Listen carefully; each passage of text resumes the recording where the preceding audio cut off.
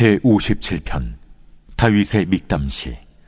인도자를 따라 알다스엣에 맞춘 노래. 다윗이 사울을 피하여 굴에 있던 때에. 하나님이여, 내게 은혜를 베푸소서. 내게 은혜를 베푸소서. 내 영혼이 주께로 피하되 주의 날개 그늘 아래에서 이 재앙들이 지나기까지 피하리이다. 내가 지존하신 하나님께 부르짖으며 곧 나를 위하여 모든 것을 이루시는 하나님께로다. 그가 하늘에서 보내사 나를 삼키려는 자의 비방에서 나를 구원하실지라. 하나님이 그의 인자와 진리를 보내시리로다. 내 영혼이 사자들 가운데서 살며 내가 불사르는 자들 중에 누웠으니 곧 사람의 아들들 중에라. 그들의 이는 창과 화살이요 그들의 혀는 날카로운 칼 같도다. 하나님이여, 주는 하늘 위에 높이 들리시며 주의 영광이 온 세계 위에 높아지기를 원하나이다. 그들이 내 걸음을 막으려고 그물을 준비하였으니 내 영혼이 억울하도다. 그들이 내 앞에 웅덩이를 팠으나 자기들이 그 중에 빠졌도다. 하나님이여, 내 마음이 확정되었고 내 마음이 확정되었사오니 내가 노래하고 내가 찬송하리이다. 내 영광아 깰지어다. 비파야 수금아 깰지어다. 내가 새벽을 깨우리로다. 주여, 내가 만민 중에서 주께 감사하오며 문나라 중에서 주를 찬송하리이다. 무릇 주의 인자는 커서 하늘에 미치고 주의 진리는 궁창에 이르나이다. 하나님이여, 주는 하늘 위에 높이 들리시며 주의 영광이 온 세계 위에 높아지기를 원하나이다. 오늘 우리에게 주신 하나님의 말씀, 시편 57편의 말씀, 그 부제로 다윗이 사울을 피하여 굴에 있던 때라고 기록하고 있습니다. 이 내용들은 사무엘상 22장에 다윗이 고백했던 시편으로 이 내용들을 돌리고 있습니다. 우리가 아는 것처럼 다윗은 왕으로 우리에게 기억되고 있지만 사실은 오랜 기간 동안 광야에서 시련을 당했고 그 시련 가운데에 하나님 앞에 나아가 하나님께 기도하고 하나님을 신뢰했던 이야기들이 오늘 시편 말씀 가운데에 기록되어 있습니다. 다윗은 이 시편의 기자를 통해서 이제 이야기하고 있습니다. 하나님이여, 내게 은혜를 베푸소서. 내게 은혜를 베푸소서. 내 영혼이 주께로 피하되 주의 날개 그늘 아래에서 이 재앙들이 지나가기까지 피하리이다. 마치 주님의 그 은혜, 그 구하면서 나아가고 있는 이 모습이 새의 날개처럼 그 날개 아래에 이 재앙들이 지나가기까지 피하리다, 이렇게 고백합니다. 이 날개라고 하는 것이 바로 하나님의 그 임재를 상징하는 그 지성소 가운데에 쉬운 자라고 하는 하나님의 은혜가 임하는 곳에 천사들이 그 법궤의 그 위를 날개로 덮고 있습니다. 큰 날개로 하나님의 은혜가 임하는 곳이다라고 해서 시은좌라는 하나님의 은혜가 베풀어지는 곳으로 그 날개를 상징합니다. 또한 이 날개는 새가 그 새끼를 보듬고 있는 모습처럼 보입니다. 그 날개 아래에서, 그리고 그 날개는 햇빛이 쨍쨍한 그 광야 속에서 그늘의 역할과도 같은, 그래서 다윗은 그 동굴 안에서 동굴로 피해서 그 죽음의 위협들을 피해갔던 것들을 볼 수 있습니다. 그곳에서 하나님을 의뢰하고 신뢰하면서 하나님 앞에 기도하며 나아갔습니다. 시련이 왔을 때에 또 어려움이 왔을 때에 주님의 날개 그늘을 기억하고 그 피하는 곳에서 주님의 은혜를 기억하며 주님의 은혜를 간구하며 시편 기자는 주님 앞에 나아가고 있습니다.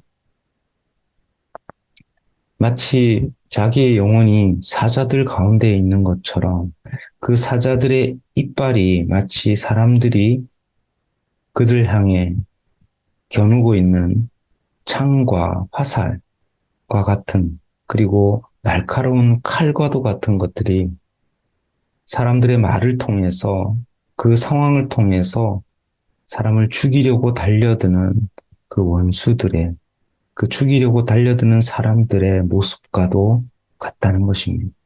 그 상황들을 하나님 앞에 다 올려드리면서 하나님의 은혜를 구하고 있습니다.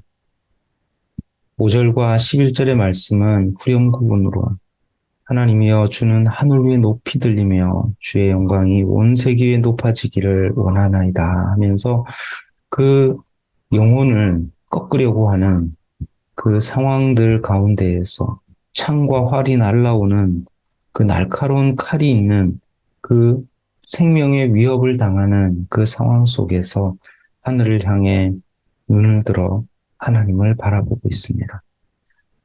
바로 그때 그 영혼의 억울함들과 영혼의 답답함들과 그 마음들이 사라지고 이제 하나님을 향한 신뢰가 하나님을 향한 신뢰의 마음이 꿈틀대기 시작합니다. 그래서 이렇게 고백합니다. 하나님이여 내 마음이 확정되었고 내 마음이 확정되었습니다. 이제는 신음하고 고통하고 간구하던 그 목소리는 내가 노래하고 찬송하겠습니다. 라고 이야기합니다.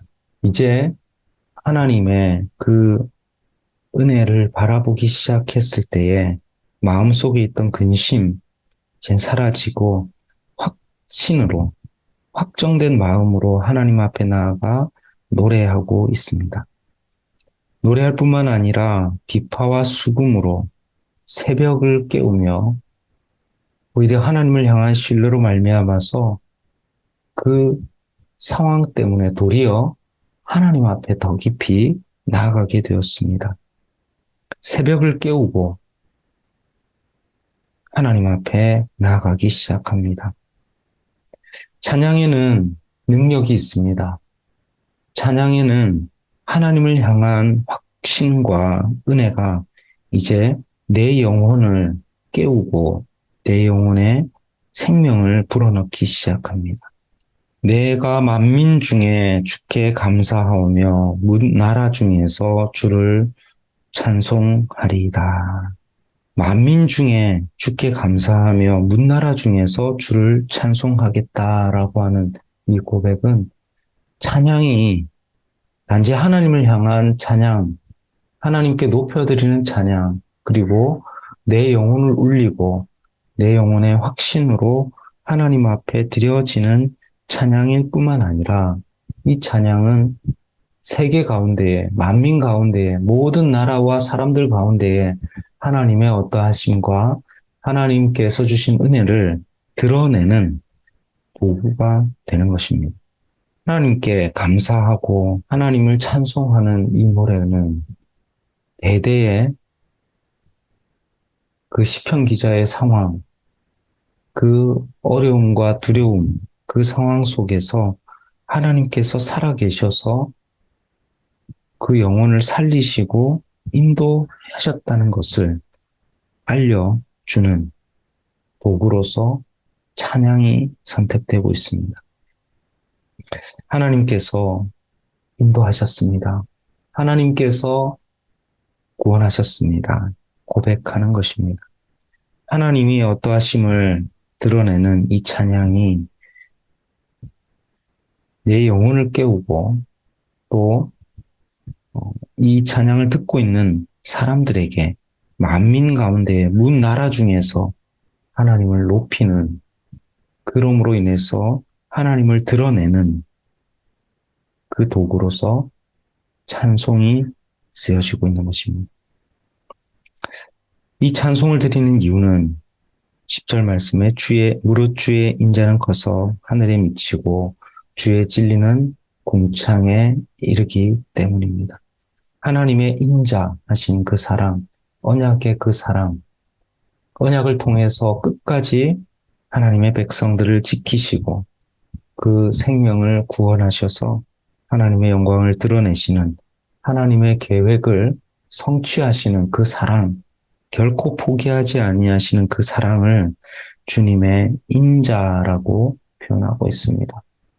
하나님의 그 인자, 구원을 시행하시는 그 인애와 사랑이 하늘에 닿을 정도로 크기 때문에 우리는 오늘도 주님을 찬양하며 오늘도 새벽을 깨우며 하나님의 이름을 찬송하며 나아갑니다.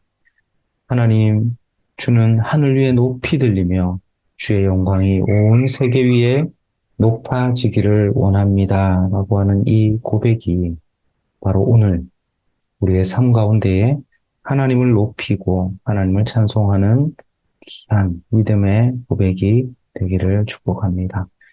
사랑하는 성도 여러분, 우리의 삶 가운데에 있는 시련이 도리어 하나님 앞에 드려지는 감사가 되고 찬송이 되고 내 영혼을 깨우고 뿐만 아니라 찬송으로 만민 가운데에서 하나님을 높이는 찬송으로 주님 앞에 드려지는 귀한 믿음의 고백이 될 수 있기를 오늘 함께 기도하며 주님 앞에 나아갑니다.